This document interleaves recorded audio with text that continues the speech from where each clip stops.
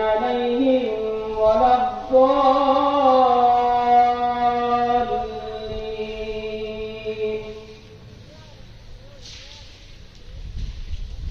سبح اسم ربك الأعلى الذي خلق فسوى والذي. आज जवळपास अनेक दिवस अतिशय कडक असे उपवास करून रमजान ईद त्या ठिकाणी साजरी केली जाते।